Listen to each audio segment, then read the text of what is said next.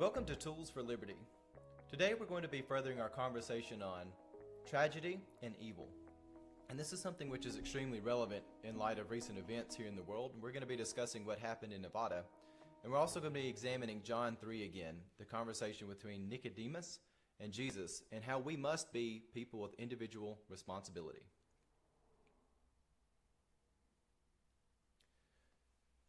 All right, so let's begin our conversation again tonight. So, in the past, we've talked about evil and tragedy, and it's important to articulate that evil and tragedy are not the same thing.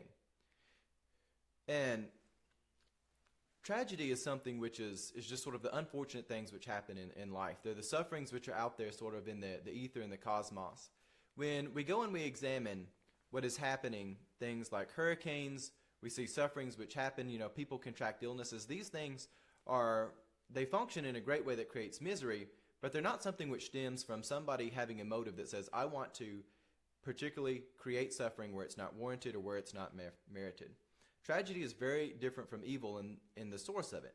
And if we're people who are concerned with examining the primary expressions of things in life and looking at the mediums which they manifest on, the medium of tragedy and the medium of evil can look similar, and so can the outcome and their products, but they start from a very different source.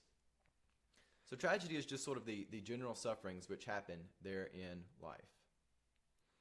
Well, to give you an example of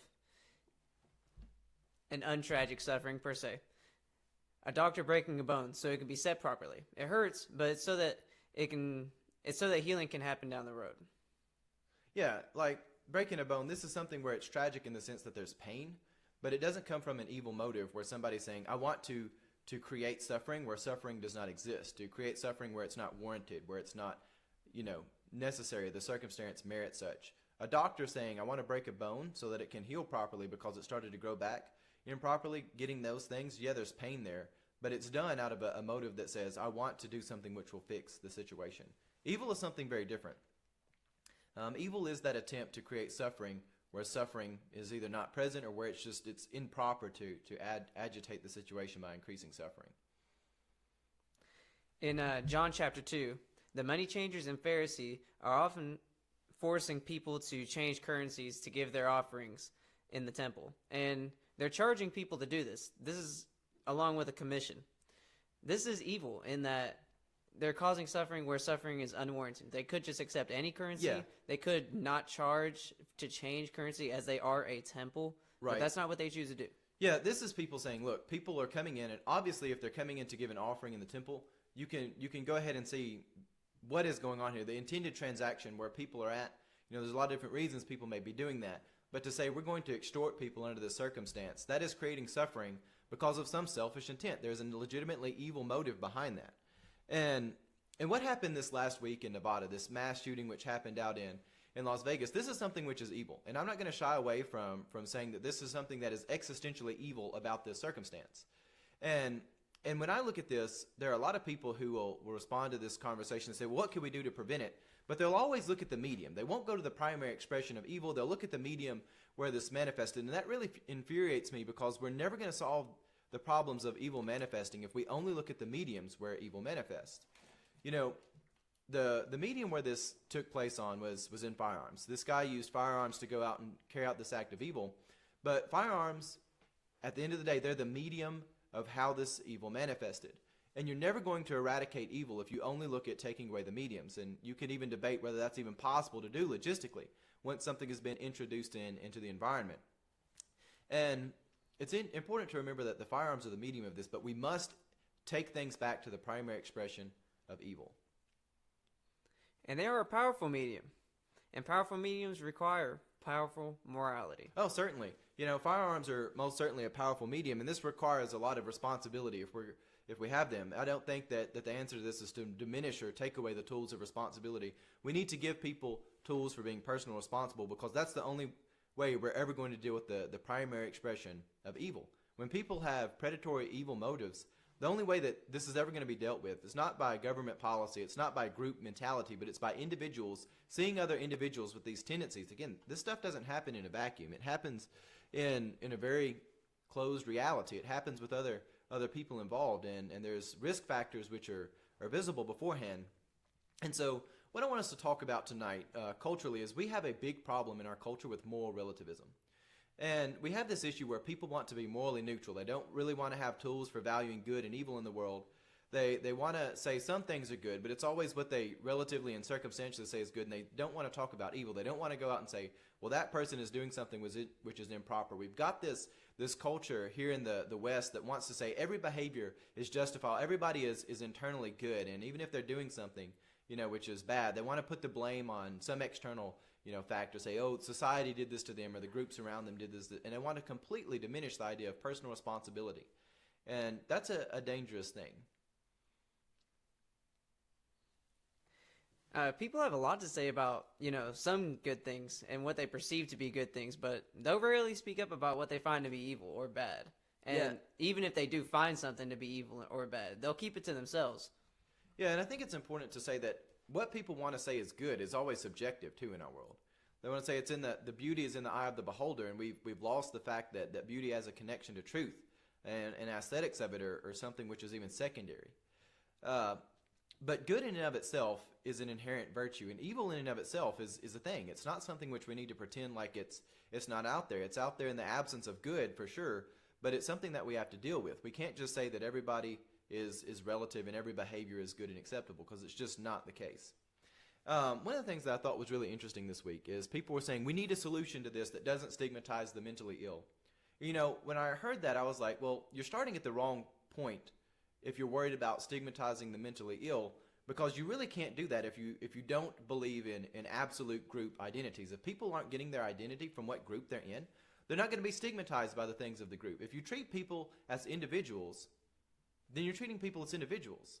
You're not making a personal, judgment on somebody because of what group they belong to. And this is something which is really vicious in our society. The group identities that people push today, they have their roots all the way down to hell. It's always something that's a destructive force when people have group identities that they ascribe to. And it really bothers me when people in the church, they go so far teaching collectivism that they have a pathological conclusion that individualism is evil and it's bad. And it just really bothers me.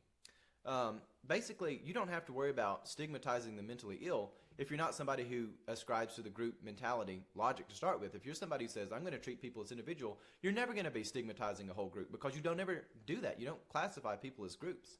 And really one of the solutions that we have to things in Nevada is people have to say, look, that behavior is evil. I see that train starting to take off from the station. We need to do something about this before it gets somewhere. We as a culture have to give people the tools for valuing good and also the tools for saying some things are bad. We can't just say that everything is relative, that good is relative. We have to be clear in saying that moral relativity is destructive.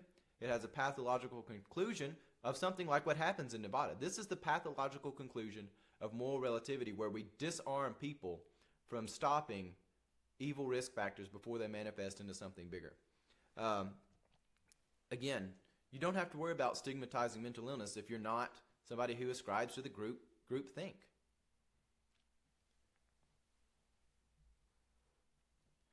So basically, if we look at all this, and if you're somebody who says, my identity is what group I belong to, I think that's ridiculous, because you can always segment people out. There's always differences between people. We always have to treat people as individuals. And I want us to take a few moments and examine a conversation that happens in John chapter 3 when Nicodemus and Jesus come to deal with one another. Nicodemus is a Pharisee. And as Anthony mentioned earlier, in John chapter 2, the Pharisees and the money collectors in the temple, and again, they're literally, if you go back to the Greek, the colludos, the ones doing collusion, they're in there extorting people who are wanting to make offerings in the temple. It's basically what they're doing. Jesus then deals with the Pharisee immediately after that. But Jesus doesn't put the blame of the Pharisees on him. He treats Nicodemus as an individual. It's an interesting thing. If you open up your Bible to John chapter 3, read the conversation that happens there between Nicodemus and Jesus. Nicodemus comes to Jesus in the night. And again, that's something which is really interesting. A lot of times we want to say, oh, there's some bad reason he did this. We actually don't know. It could be a good reason that he comes in the night. We don't know for sure why this happens. But Nicodemus comes in the night, and he addresses Jesus as teacher or rabbi. And again, this is sort of the title, the functioning position you have in society. He's addressing him sort of on what role you serve in society. But when Jesus responds to Nicodemus, he addresses him, in English we only get the pronoun you. But if you look at this language, he's addressing Nicodemus not as a Pharisee, not as the abstract group of the Pharisees, but he's dealing with him as an individual. And this is something which is so empowering, especially when we see this within the context of what Jesus says to him, because he goes on to say, salvation comes from being born again. And it's not a fleshly birth, but the spiritual birth. And this is something where we really have to have critical thinking. Because a lot of people will take this and they'll say, well, he's saying that your spiritual life is all that matters. But I think we make a huge mistake when segmenting things out. What Jesus is saying in this text is that, what tribe you're born into, what birth order you're into, what wealth of family you're born into, what family tradition you're born into doesn't matter. What matters is whether or not you're going to accept the Logos, the transformation that Christ is offering. And you can even take that to the point of saying, whether you're being born blind or something, which a lot of people would attribute that to sin. The external factors in life are not going to be what define you. It's whether or not you use your free will to accept the transformation of Christ is what's going to define you. You can have a new freedom. You as an individual can be free from the things in the world which you have no control over. And that's very powerful. Anybody who's within the church who teaches against the role of the individual misses the fact that Jesus never offers one-size-fits-all transformation and salvation. It's always tailored to the individual.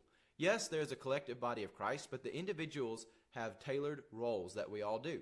And I think it's so bad when we segment out the individual and saying you have a spiritual life, you have an emotional life, and then when it comes to the body, we say, well, we're all one collective monolithic group. I think that's very dangerous to do.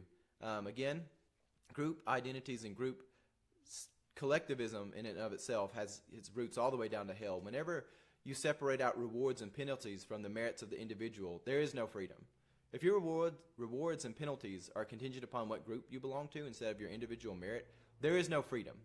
That is a pathway to hell in and of itself when you create a system like that. But Jesus deals with him as an individual, and if we're in the church, we need to praise God that transformation is tailored to individuals. Not everybody comes to God needing the same things. Not everybody's in the same circumstances. And transformation needs to be tailored to the individual, and that's something which is very important. So as we come to the church, so many times we want to separate out the spiritual from the practical. And I think that's a very dangerous thing to do whenever we do this. Rebirth is freedom from both internal and external circumstances, which one may or may not have control over. If people say it's a spiritual thing solely of forgiveness, then it can be separated from the practical things in life. Yeah, if we separate out the spiritual being born again and forget that this means your actual identity in the world is shaped, then we've really, I think, missed the point of what Christ is saying here.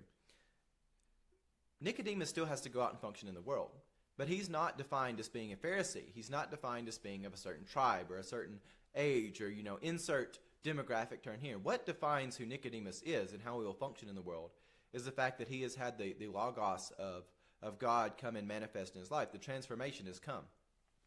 And we as the church, we must take the responsibility of being transformed individuals. This is so important. And going back to sort of wrap all of this up, what happened in Nevada was evil. Yes, the results of it are tragic, and the results of tragedy and evil oftentimes look alike, but how we respond to them is different. This comes out of something where there is an evil and malicious motive. And the only way that we're ever going to be able to stop evil and malicious motives, because they've been with us throughout human history. This is not something new. It's not something which is manifested just because a medium becomes available. That's absurd to think just because something is available that somebody would go out and suddenly have a change of motive. The motive predates all of these things. We have evidence of evil motives long before modern mediums. But we as individuals, not as collective group identities, we as individuals have a responsibility when we see things to see the risk factors of evil tendencies and stop that train before it gets too far down the tracks. That is how we as a society are going to prevent this. But our culture, it teaches so hard against this. It doesn't want us to call out things which are evil. And again, as the church, we have to realize the things which we are going to deal with in life, and we have to start with the very basics of what it means to be a blessing, what it means to do good in the world, and that is so important for us to remember that we're called to give life. And when we see things around the world which clearly aren't giving life, then we need to respond to them accordingly. Well, that's where we're going to leave things for now. I hope you enjoyed our program. Please like our videos and please share them. The biggest thing you can do if you'd like to support us is just to share our videos. And I hope you enjoyed this and have a blessed day.